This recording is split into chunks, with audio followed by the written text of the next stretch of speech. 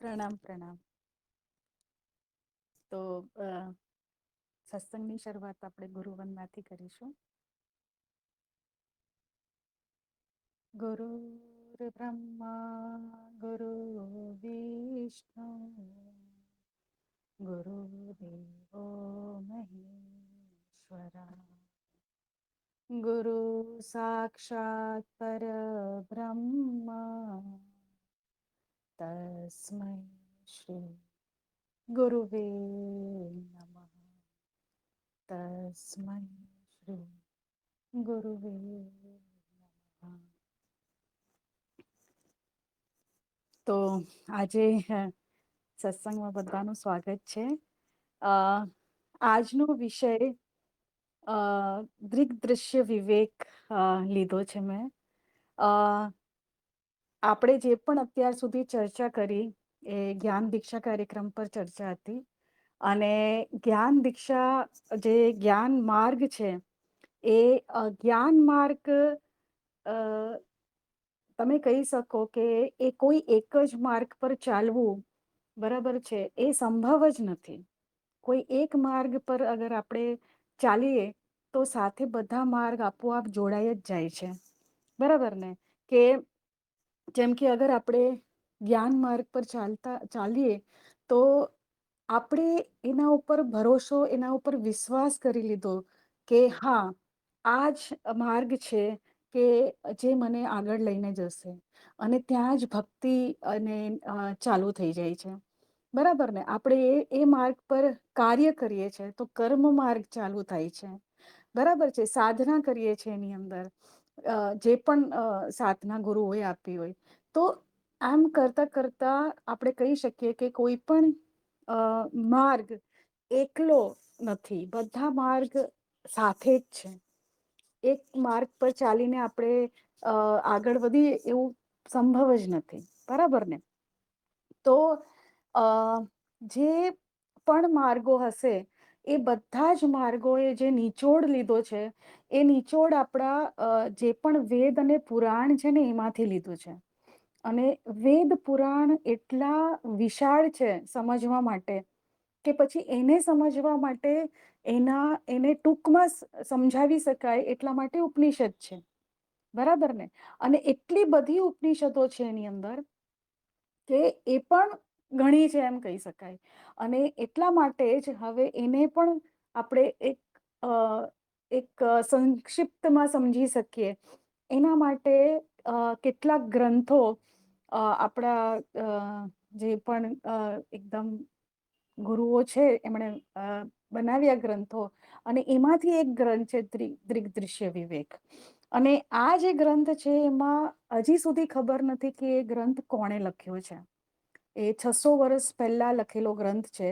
પણ ઘણા લોકો એવું કહે છે કે શંકરાચાર્યએ લખ્યો છે, ઘણા એવું કહે છે કે વિદ્યારણ્ય જે છે ગુરુ એમણે લખ્યો છે. પણ કોણે લખ્યો છે એની અત્યાર સુધી કોઈ માહિતી મળી નથી. બરાબર? પણ એ આખો ને આખો તમે કહી શકાય કે આપણા જ્ઞાન માર્ગની ઉપર છે. કોઈ વધારે વાત નહીં, અને સીધી સચોટ સટીક વાત એની અંદર કીધી છે. અને એનો જે પહેલો ખાલી 46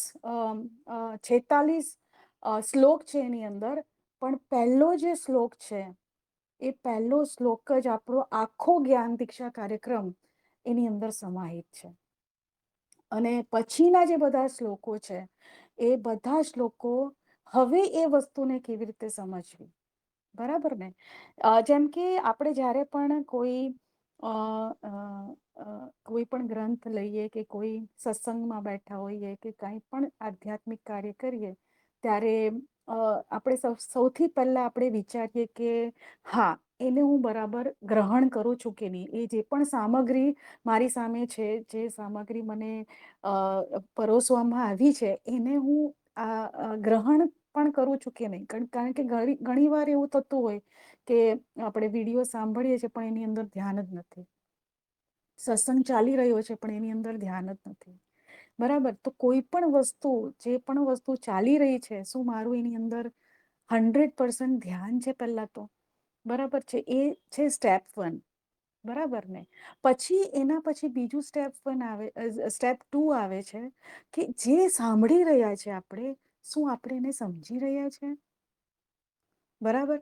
એટલે આપણે જે જ્ઞાન દીક્ષા કાર્યક્રમમાં કીધું છે, સૌથી પહેલું શ્રવણ, એને સાંભળવું. હે ને? એક છે હિયરિંગ અને એક છે લિસનિંગ. હિયરિંગ એટલે તમે ઘણા બધા અવાજો આપણા બેકગ્રાઉન્ડમાં ચાલી રહ્યા છે. પરંતુ એ શું અવાજોને આપણે એના ઉપર ધ્યાન આપી રહ્યા છે? બરાબર? તો શ્રવણ કે જ્યાં તમે ધ્યાનથી સાંભળી રહ્યા છો. અને પછી આવે છે મનન. મનન એટલે કે એ વસ્તુની ઉપર કન્ટમ્પ્લેશન કરવું, એની વસ્તુનું વિશ્લેષણ કરવું કે એ શું કહેવા માંગે છે. બરાબર છે? અને એ શું કહેવા માંગે છે એ જ વસ્તુને આપણે સમજવાની કોશિશ કરી રહ્યા છે. બરાબર છે? સમજાઈ નથી. હજી તો સમજવાની પ્રક્રિયા ચાલી રહી છે. અને ત્રીજી વસ્તુ કે એને આત્મસાત કરી લેવી, એને અનુભવી લેવી. બરાબર? એ નિધિયાસન. તો આ જે 3 સ્ટેપ છે, એ જ સ્ટેપમાં આ શ્લોક જે છે તે આપ્યા છે કે પહેલા સ્ટેપમાં સાંભળો શું કહેવા માંગે છે, પછી એને સમજો અને પછી એને આત્મસાત કરો. એને કેવી રીતે ઉતારો, એને અનુભવમાં કેવી રીતે લેવું. બરાબર છે? આખો ને આખો જ્ઞાન દીક્ષા કાર્યક્રમ આપણે જોયો. આપણે ઘણીવાર એના બધા જે ચરણો છે ને એના વિડીયો જોયા, આપણે ઘણા બધા સત્સંગના વિડીયો જોયા, ઘણી બધી વસ્તુઓ ખબર પડી. પહેલા તો બરાબર ખબર પડી કે હા, અનુભવ કરતા છે, અનુભવ છે, માયા શું છે, દ્વૈત કેવી રીતે છે, અદ્વૈત કેવી રીતે છે, શું આત્મજ્ઞાન છે, શું બ્રહ્મ જ્ઞાન છે. આ બધી જ વસ્તુ આપણને ખબર પડી.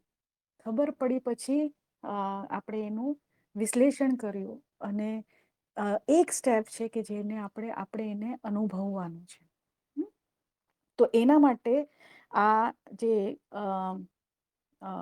દૃગ્દૃશ્ય વિવેક જે આપણે એની વાત કરીએ છે, એ બુક જે છે એ આપણે ચર્ચા માટે લીધી છે. તો અગર બધાને એના વિશે પોઝિટિવ હોય તો આપણે એ બુકની ઉપર આગળ વધીએ. નહીં તો તમારા જે પણ પ્રશ્નો છે કે જે રીતે આગળ વધવું હોય એ રીતે વધી શકાય સત્સંગમાં. અત્યાર સુધી આપણે જેટલા પણ પ્રશ્નો લીધા એમાં લગભગ આપણે આખો જ્ઞાન દીક્ષા કાર્યક્રમ જે છે તેને સંપૂર્ણ કર્યું. એમાં અનુભવ કરતાથી, અસ્તિત્વથી લઈને અનુભવ સુધી, માયા સુધી આપણે ચિત્તની હરેક વસ્તુને આપણે ઘણી બારીકાઈથી જોઈ. બરાબર? તો હવે આપણે મારા ખ્યાલથી આગળ વધવું જોઈએ અને હવે એને કેવી રીતે આત્મસાત કરવું, એને કેવી રીતે અનુભવમાં લેવું, એ જોવું જોઈએ. તો અગર બધા આના માટે બધાને સ્વીકાર હોય તો આપણે આની ઉપર અથવા કોઈ બીજાની ઉપર પણ ચર્ચા કરી શકીએ. બરાબર? જી. તો કોઈને કઈ કેવું છે? વેદિકાજી, તમારું સ્વાગત છે.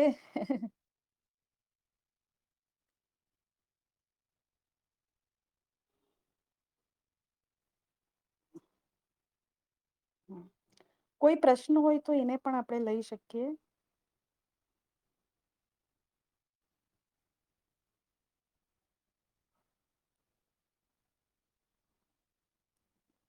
જી. તો આપણે મેં એક ઇમેજ મોકલાવી છે, જેની અંદર એમનો જે પહેલો શ્લોક છે. આપણે કોશિશ કરીશું કે આપણે હરેક સત્સંગમાં ખાલી એક જ શ્લોક લઈએ અને એ શ્લોકની ઉપર ચર્ચા કરીએ. આપણે કોઈ બોલે છે ને સાંભળે છે એવું નહીં, આપણે બધા મળીને ચર્ચા કરીએ. કારણ કે આપણે બધાએ જ જ્ઞાન દીક્ષા કાર્યક્રમ સંપૂર્ણ કર્યો છે. તો આપણે મળીને ચર્ચા કરીએ કે હા, આને કેવી રીતે જોવાનું છે, મનનના હિસાબે કેવી રીતે જોવાનું છે, નિધ્યાસનના હિસાબે. બરાબર છે? તો એ રીતે આપણે આની અંદર આગળ વધીશું. તો દરેક ચરણ આપણે દરેક શ્લોક માટે એકદમ બારીકાઈથી, ગહેરાઈથી ચર્ચા કરીને પછી જ આગળ વધીશું. બરાબર? તો પહેલો શ્લોક જે છે એ છે, મેં તમને ઇમેજ પણ મોકલાવી છે, કે એનો પહેલો જે 1/4 પાર્ટ છે એ શું કહે છે કે રૂપમ દ્રશ્યમ લોચનમ દૃક તદ દ્રશ્યમ તક તું માનસમ દ્રશ્યાધિવૃત્તયઃ સાક્ષી તદેવ ન તુ દ્રશ્યતે. તો પહેલો જે 1/4 આખા શ્લોકને આપણે 4 ભાગમાં વેચીશું, તો સૌથી પહેલું જે સ્ટેપ છે, કેટલું બધું જ્ઞાન દીક્ષા કાર્યક્રમ સાથે એ મળતું આવે છે, આપણે એકદમ જોઈ શકીએ છીએ આની અંદર, કે રૂપમ દ્રશ્યમ લોચનમ દ્રક. દ્રિક મતલબ સાક્ષી, દ્રિક એટલે સાક્ષી.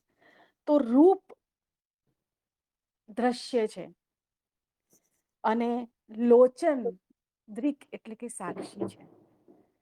તો શું કહેવા માંગે છે કે જેટલી બી વસ્તુ તમે આંખોથી જોઈ શકો છો આ સંસારમાં, એ બધી જ વસ્તુ, એ બધા જ રૂપ, એ રૂપ દ્રશ્ય છે અને આપણા જ્ઞાન દીક્ષા કાર્યક્રમ પ્રમાણે અનુભવ છે. બરાબર ને? બટ પણ લોચનમ દ્રિક, એને કોણ જોઈ રહ્યું છે? આંખો જોઈ રહી છે. શું આપણે આંખોને જોઈ શકીએ છીએ? નથી જોઈ શકતા. આંખોને જોવું હોય તો કેવી રીતે જોવાય? તો હા, આપણે એને મિરરમાં જોઈ શકીએ. પરંતુ શું એ એ સાચી વસ્તુ છે? શું ખરેખર આપણે એને મિરરમાં જ્યારે જોઈએ ત્યારે ખરેખર આપણી આંખોને જોઈ રહ્યા છે? ના, આપણે ત્યાં એનું પ્રતિબિંબ જોઈ રહ્યા છે, રિફ્લેક્શન.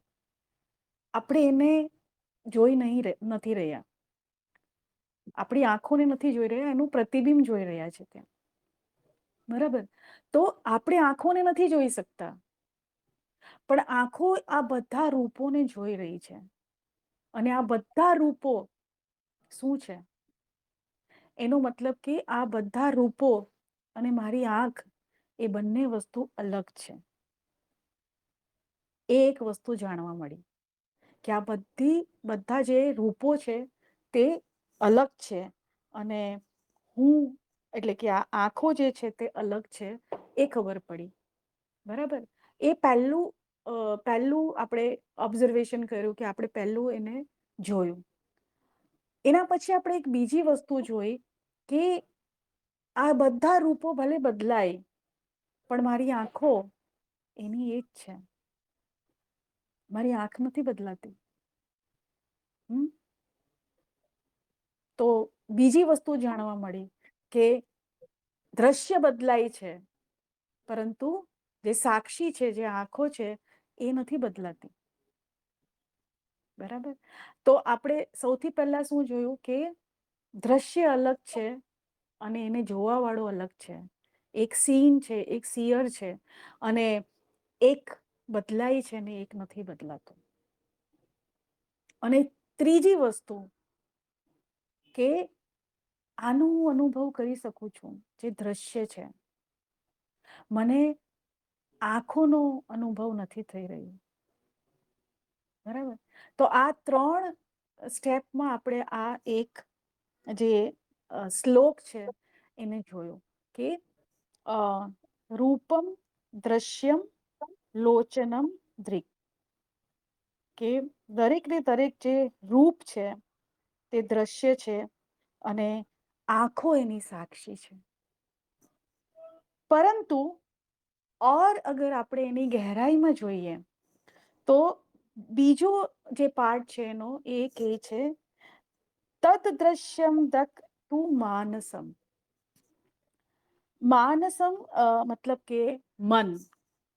પરંતુ એ જે સાક્ષી છે એ પણ તો દ્રશ્ય છે.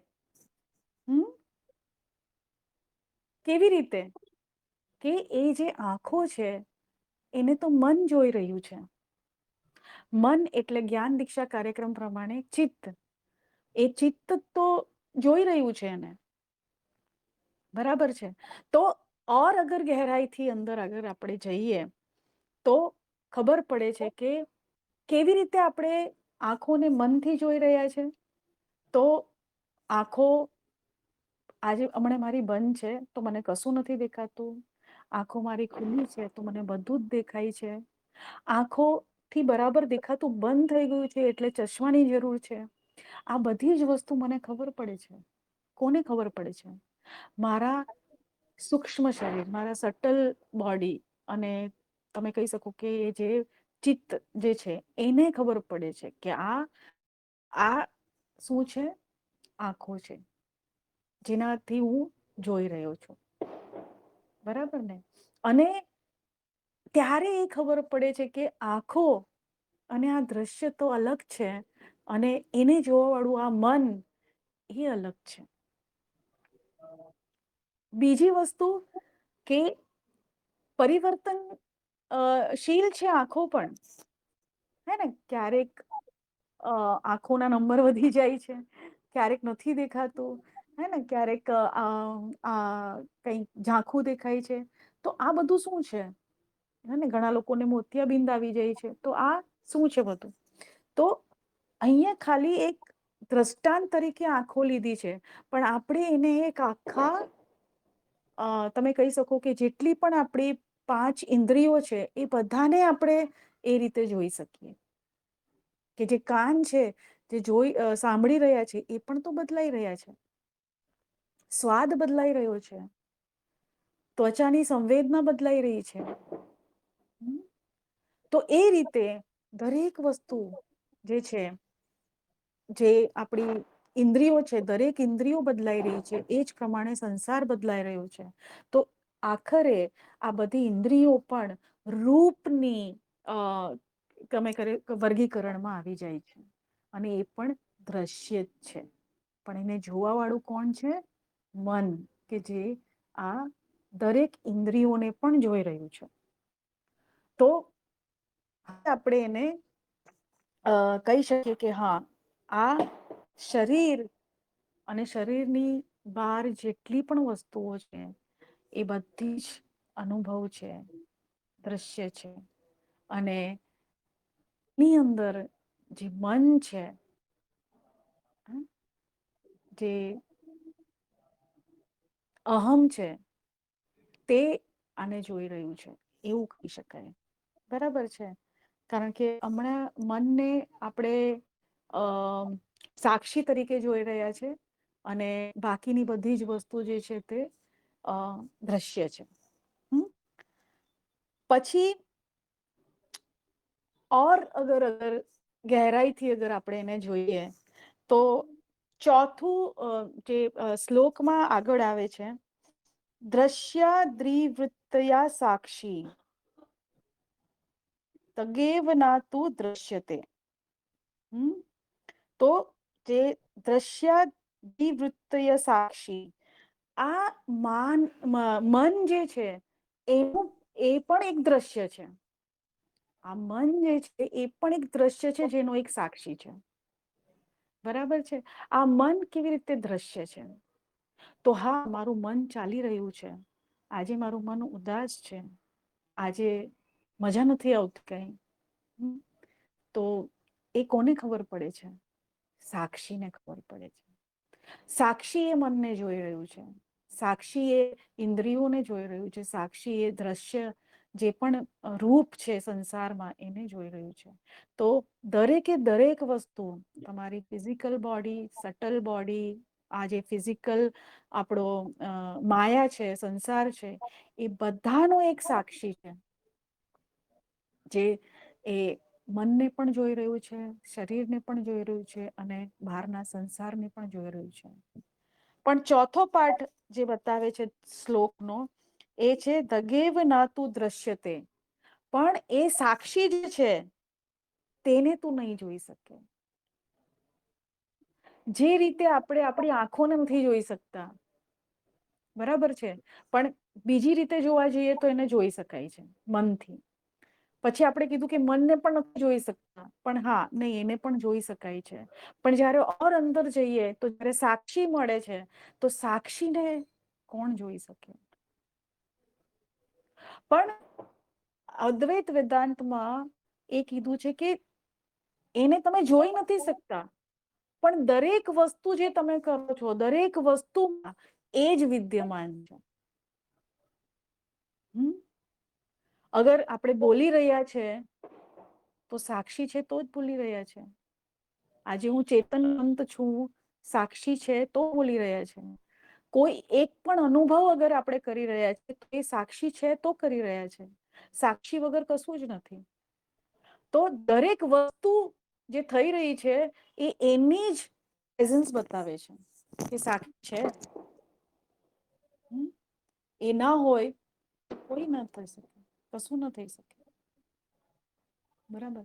તો આગળ એ જ છે કે ભલે એ સાક્ષી જોઈ નથી શકાતું, પણ હરેક કર્મમાં તમે એને જોઈ શકો કે એ જ છે, એના સિવાય કશું છે નહીં. તો આ એક પહેલો શ્લોક છે દૃગ્દૃશ્ય વિવેકમાં, જે આપણો આખો જ્ઞાન દીક્ષા કાર્યક્રમ બતાવે છે. આખા જ્ઞાન દીક્ષા કાર્યક્રમ, ત્રિજ્ઞાન, જે પણ જેટલું પણ આપણે જોયું એમાં જે આત્મજ્ઞાન છે, એ આત્મજ્ઞાન લઈ લો, બ્રહ્મ જ્ઞાન લઈ લો, જે પણ છે એ બધું આની અંદર સમાય છે, એવું કહી તો ચાલે. બરાબર ને? તો આ દૃગ્દૃશ્ય વિવેકનો પહેલો શ્લોક હતો. હવે આપણે આના ઉપર ચર્ચા કરી શકીએ. જી.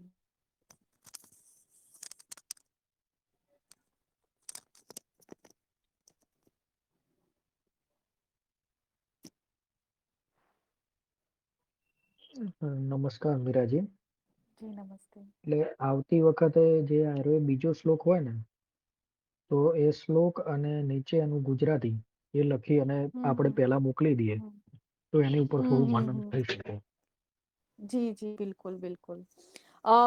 એકચ્યુઅલી હું ઓનલાઈન ગુજરાતીમાં નથી મળતું.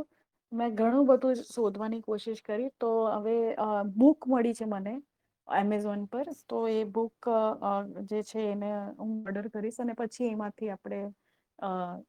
એમાંથી હું સ્ક્રીનશોટ મોકલાવીશ. કારણ કે આની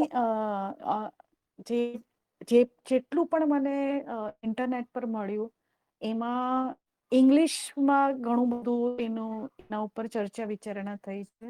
અને હું જે પણ કઈ કહીશ એ આપણા જ્ઞાન દીક્ષા કાર્યક્રમથી ગુરુજીએ જે આપણને જ્ઞાન આપ્યું અને જે આપણા અનુભવ છે એનાથી જ આપણે આગળ વધીશું. દરેક વસ્તુમાં જ્ઞાન દીક્ષા કાર્યક્રમ જે છે, આપણો જ્ઞાન માર્ગ, એને લઈને જ એની સાથે સરખાવીને જ આગળ વધીશું. અને બીજું જે પણ કઈ છે તે જેવી ગુરુજનોએ ટીકા ટિપ્પણી કરી છે આની ઉપર, આ બુકની ઉપર, એના વિશે પણ વાત કરીશું આપણે. બરાબર. તો હા, તમારી વાત એકદમ સાચી છે કે આપણે જે પણ શ્લોક આના પછી લઈએ એ બધા શ્લોકનું પહેલા હું શ્લોક અને એનું ભાષાંતર અગર મને ગુજરાતીમાં નહીં મળે તો બી હિન્દીમાં હું આપીશ આની અંદર. એટલે શું કે આગળ એની ઉપર ચર્ચા થઈ શકે આપણે. મારો અવાજ આવે છે? જી જી આવે છે. હા, મારે બહુ બહુ દિવસે આવે એમ.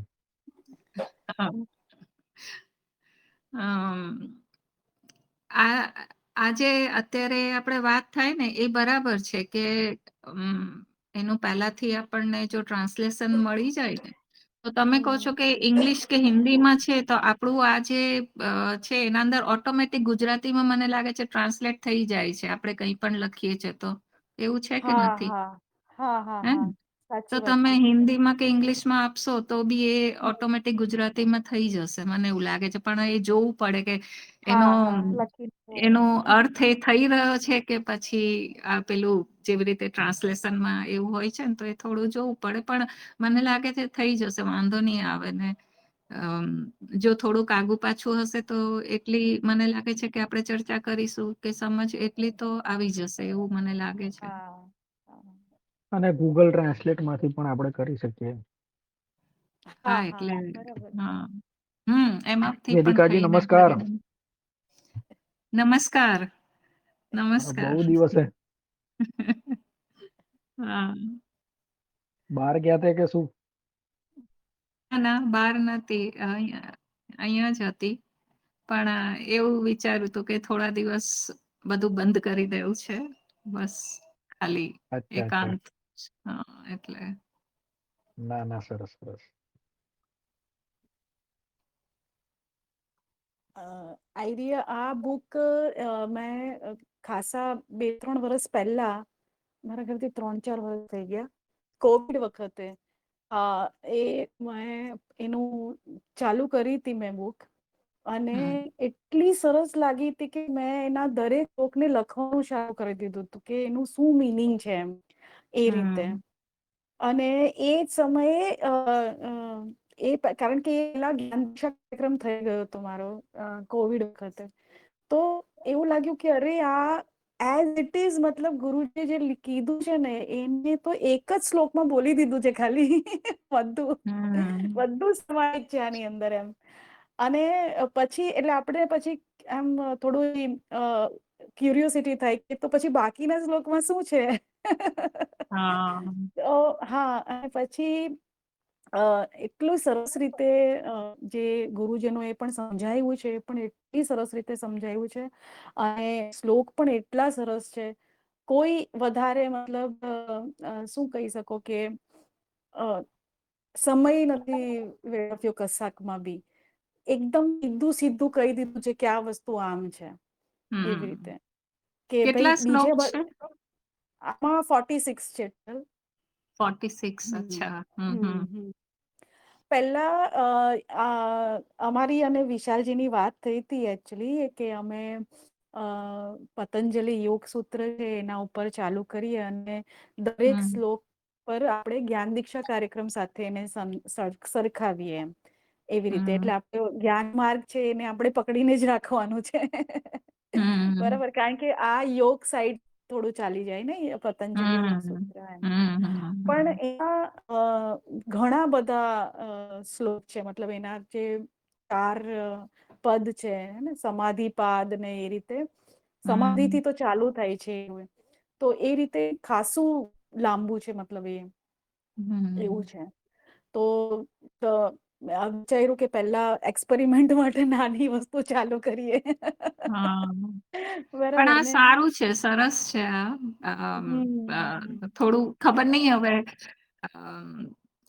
આપણે સમજી શકીએ, આ કૃપા હોય તો આ બધું છે ને બહુ કૃપા માર્ગ છે. એટલે હા, સાચી વાત છે. એકદમ, એટલે ટુ ધ પોઈન્ટ કીધું હોય પણ આપણને ટુ ધ પોઈન્ટ આપણે એને પકડી શકીએ છીએ, સમજી શકીએ છીએ. તો એટલે પણ સરસ છે. મને આ જે ફર્સ્ટ શ્લોક જ કેટલો સરસ છે. રૂપમ દ્રશ્યમ લોચનમ.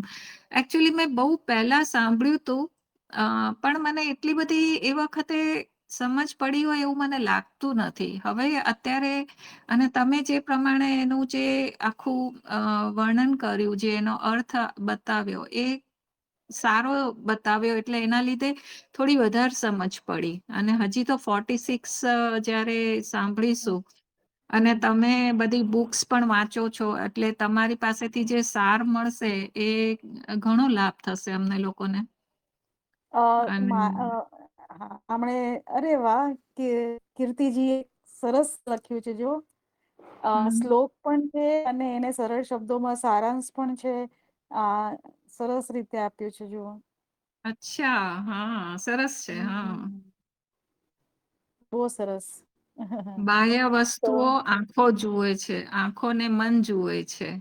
મન અને બુદ્ધિના વિચારો, વૃત્તિઓ દ્રશ્ય છે. આ બધાને જોનાર પરમ દ્રષ્ટા સાક્ષી આત્મા છે, જે પોતે દ્રશ્ય નથી, તેને કોઈ જોઈ શકતું નથી. આ શ્લોક વેદાંત દર્શનમાંથી આવેલો છે, જે દ્રશ્ય જોવાતી વસ્તુ અને દ્રષ્ટા જોનાર વચ્ચેના તફાવતને સમજાવે છે.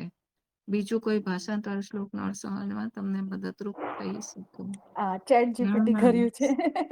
પણ બહુ અચ્છા, સરસ, સુંદર એકદમ. સરસ છે. તો હા, અને આપણે કીર્તિભાઈને જ એક આપી કામ દઈએ આપી કામ, દો. કે દર હા, વખતે સાચી વાત છે. તમારે એક શ્લોકને આવી રીતે મૂકી દેવાનું સ્ટાર્ટિંગમાં છે ને, કે ભાઈ તમે એક આજે બીજા શ્લોકને પણ મૂકી દો એટલે બધા એના ઉપર જોઈ શકે. બરાબર ને. પ્રણામ બહુ પ્રણામ સુંદર. मेरा दीदी પ્રણામ प्रणाम પ્રણામ. जी જી. बताए प्रणाम પ્રણામ, પ્રણામ, નમસ્તે.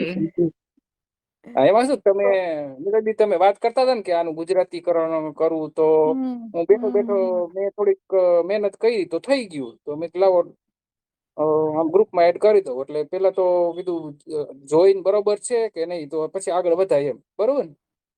સરસ સરસ સુંદર એકદમ. તો હવે હમ તમારે દર વખતે એક શ્લોક આવી રીતે મૂકી જ દેવાનો એટલે આપણે એના હા ઉપર જ હું ચર્ચા કરશું. હમ હા ના એટલે સરસ છે, બહુ મજા હમ. સરસ રહ્યું એકદમ. અને એક એક શબ્દોના તમારા ઉપર મિનિંગ આપેલા છે. હા હમ, એ સરસ છે. હમ.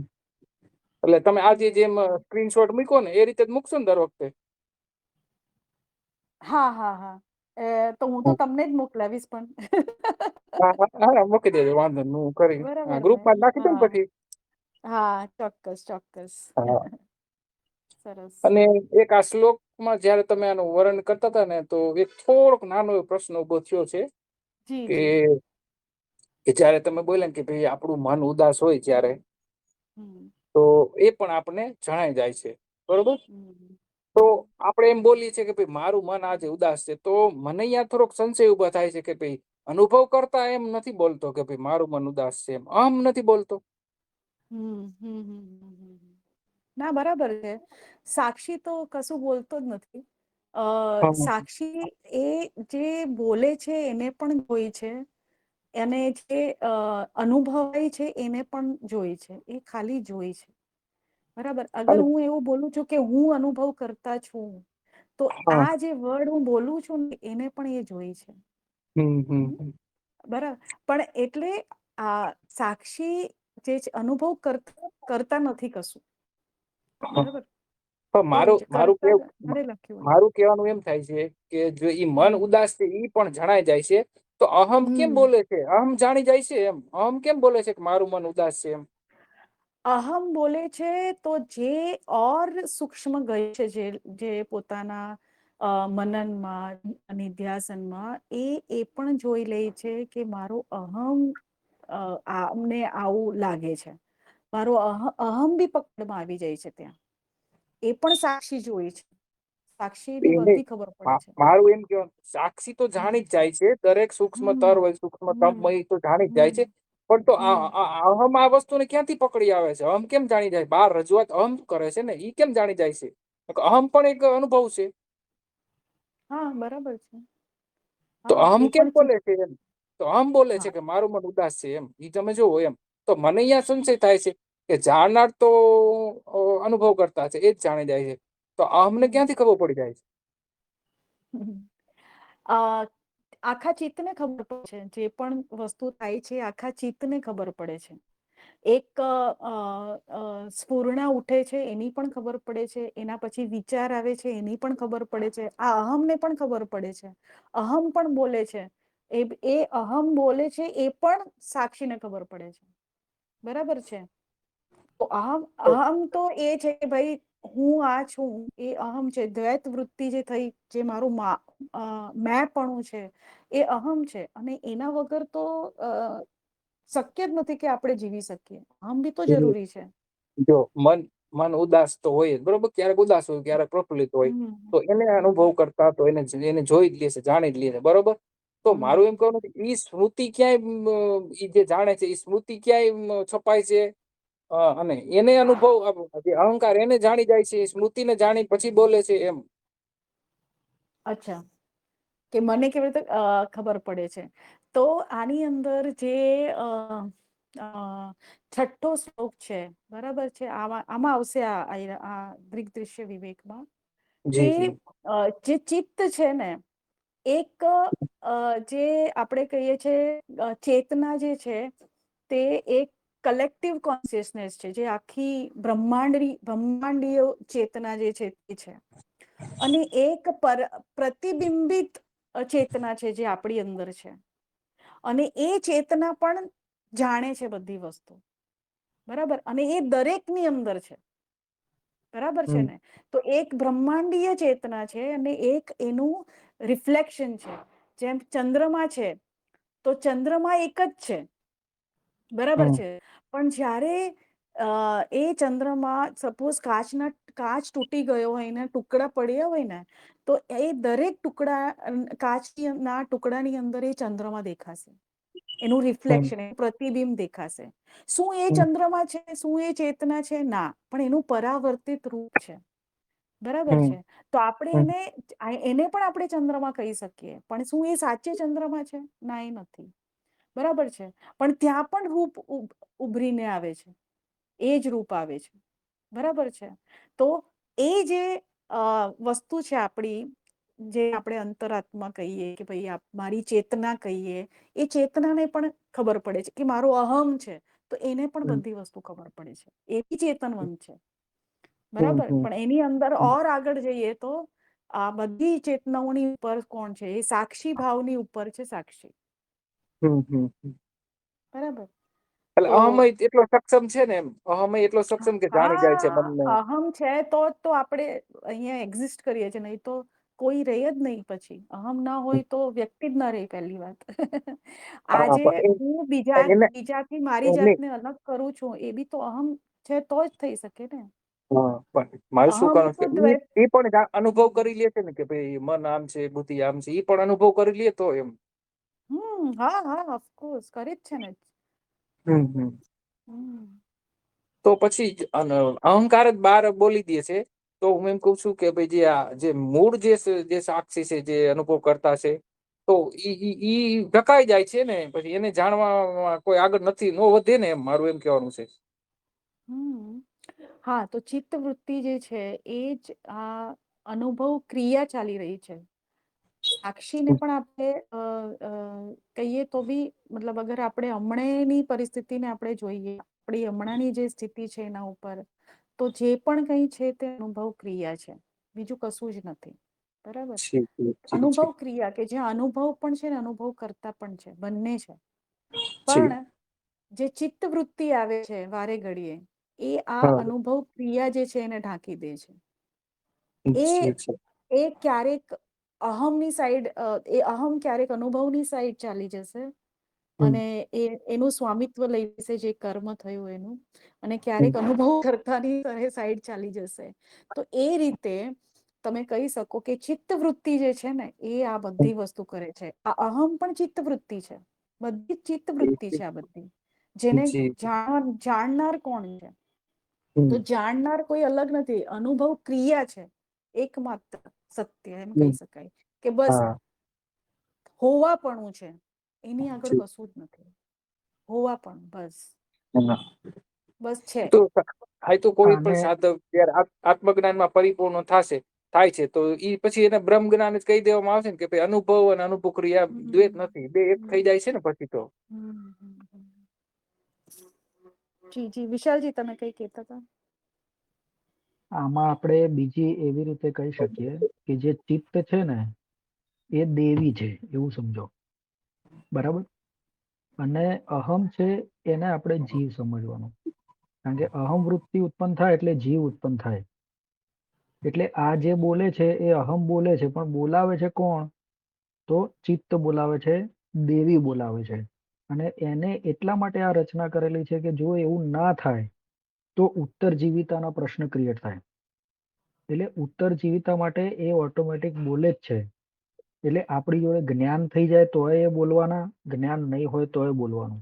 પણ જ્ઞાન થયામાં અને અજ્ઞાનમાં આટલો જ ફરક છે કે આપણે ખાલી એને જોઈ શકીએ છીએ કે હા ઓકે, આ હું નથી, આ તો અહમ બોલે છે, હું તો એનાથી અલગ છું.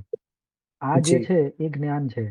પણ હું અહમ છું, હું બોલું છું, એવું જયારે આપણે કહીએ તો એ અજ્ઞાન છે. અજ્ઞાન અને જ્ઞાનમાં આટલો જ ફરક છે. બાકી જે માયા ચાલવાની છે એ ચાલવાની જ છે, કારણ કે એ આપણે નથી ચલાવતા, એ ચિત્ત ચલાવે છે, જેને આપણે શાસ્ત્રોમાં કે બધામાં દેવી કીધેલી છે. બરાબર. તો ઘણા શાસ્ત્રોની અંદર એને વિષ્ણુ ભગવાન કીધેલા છે. બરાબર છે. એ માયાપતિ છે. દેવી પણ માયા છે, ચલાવનાર એ છે. એટલે એ ચલાવવાના જ છે. આપણે ખાલી દ્રષ્ટા જ છીએ. એટલે જે કઈ બી તમારા મનની અંદર જે કઈ પણ આવે, વિચારો આવે કે આવું અહંભાવ આવે, એને ખાલી જોવાનું છે કે આ હા ઓકે ચલો અહંભાવ આવે છે, મારો નથી, હું તો એના જોનારો છું. બરાબર. તમને એવું થાય કે હા વિચાર આયા છે, તો કે એ મારા નથી, એ બહારથી આવ્યા છે, હું તો એને જોનારો છું. બરાબર. હમ. આવી રીતે દરેક ઘટનાઓમાં આપણે કરતા જઈશું એટલે ધીમે ધીમે પછી ટેવ પડતી જશે. એટલે પછી આપણને આ વિચારોની આવજાનો કોઈ ફર્ક નહીં પડે. જી જી. બરાબર. એ હમ. રીતે વસ્તુ છે. જી વિશાલભાઈ.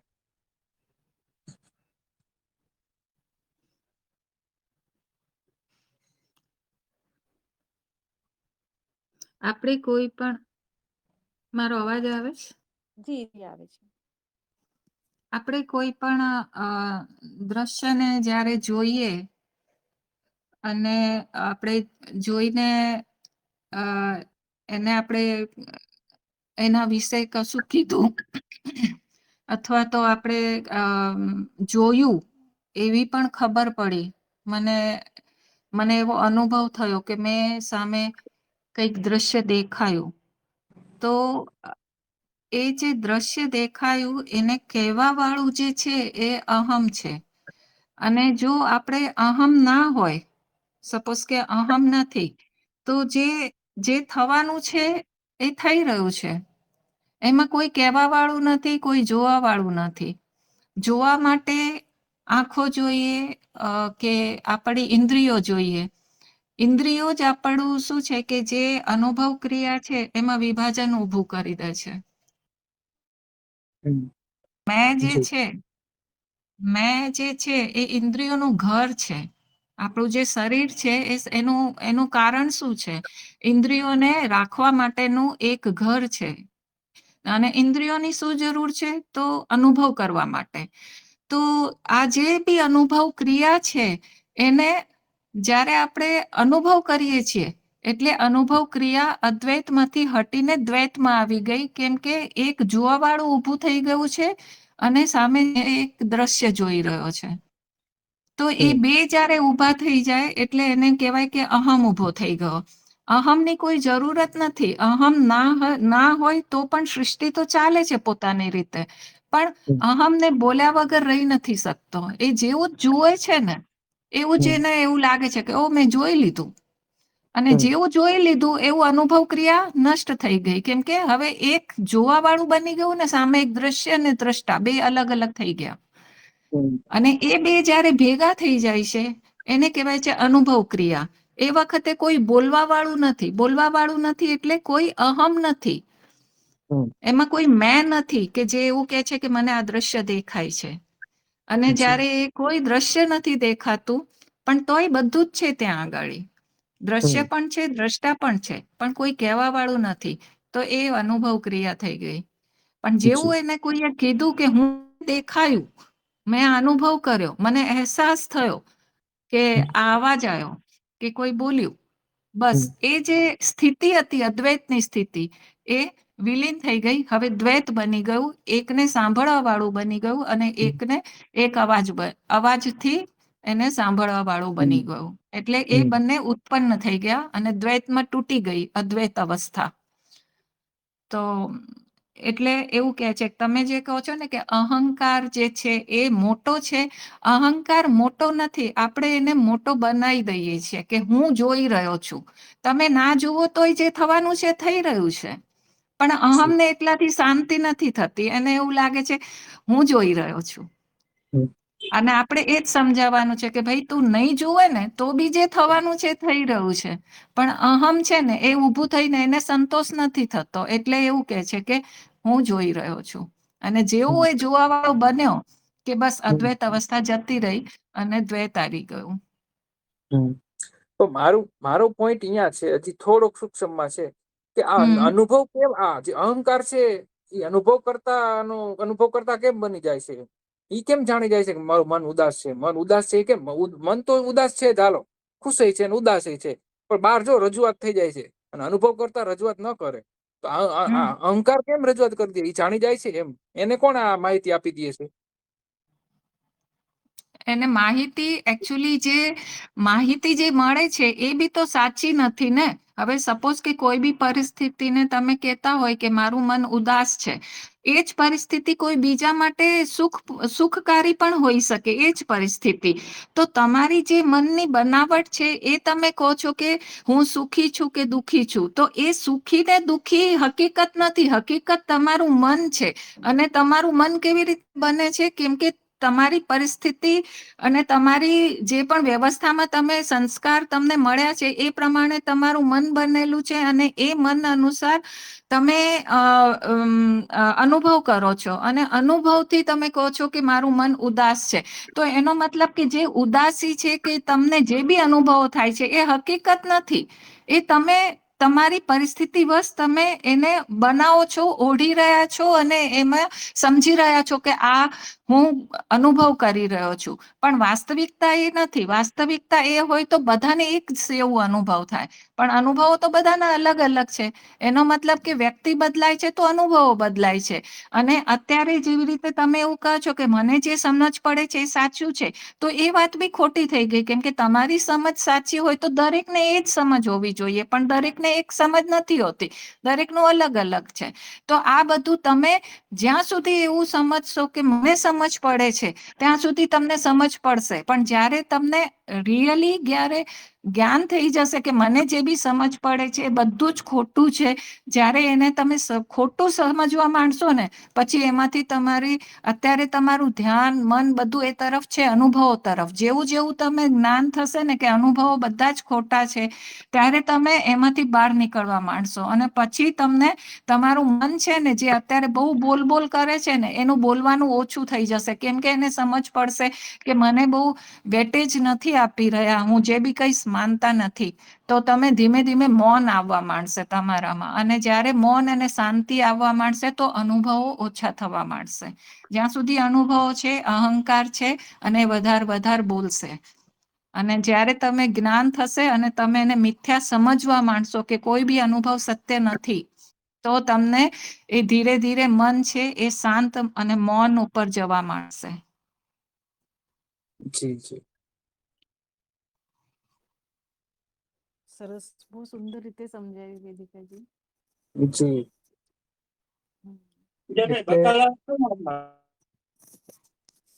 એટલે હું અને મારું એ હું નથી એવું વિચારવાનું ચાલુ આપણે કરી દેવાનું. કે જે હું અને મારું કે છે એ હું નથી, હું એને જોનારો છું,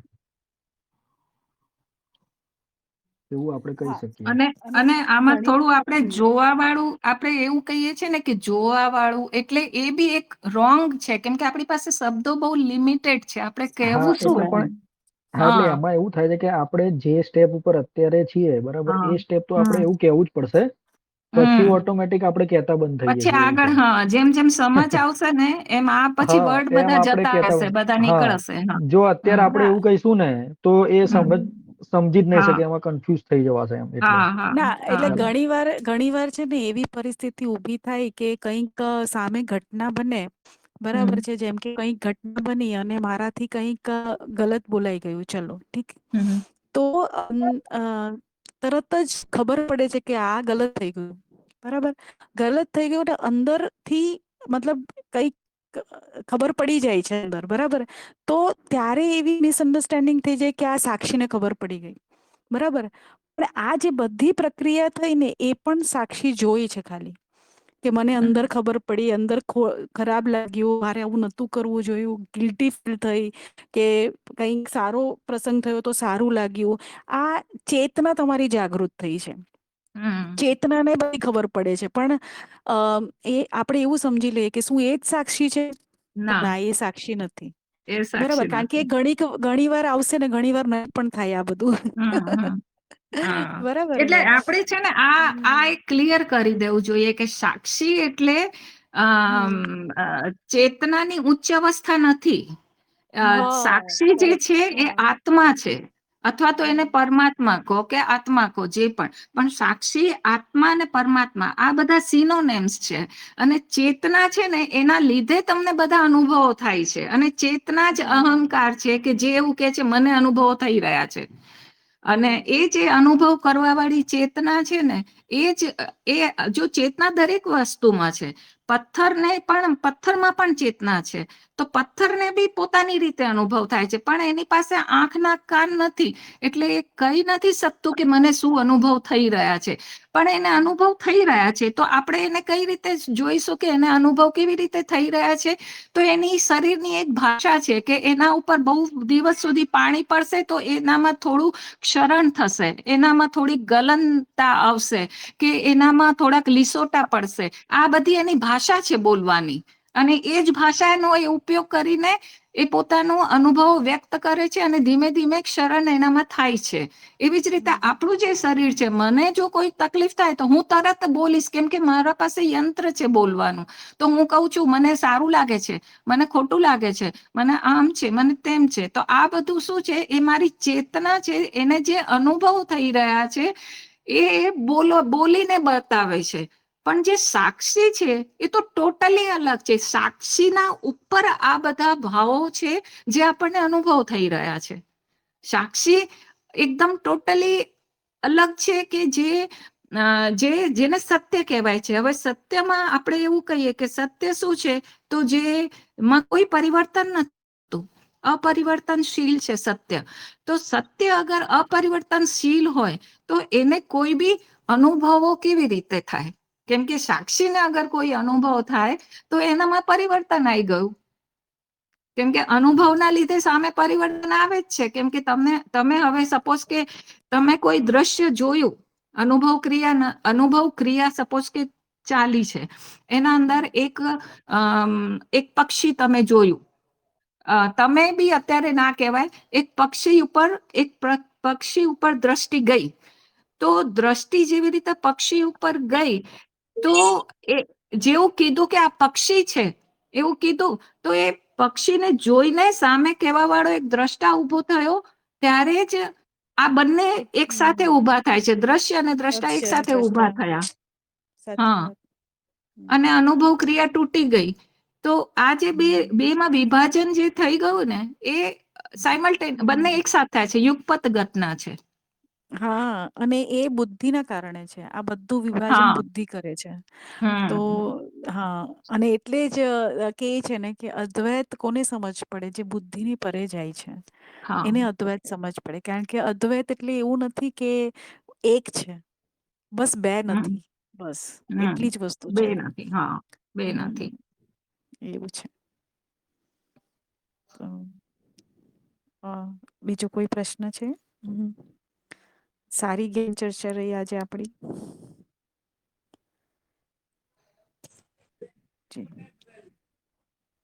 તો જોડાવા માટે ખૂબ ખૂબ ધન્યવાદ. પ્રણામ. જી પ્રણામ. પ્રણામ. પ્રણામ. ધન્યવાદ, પ્રણામ.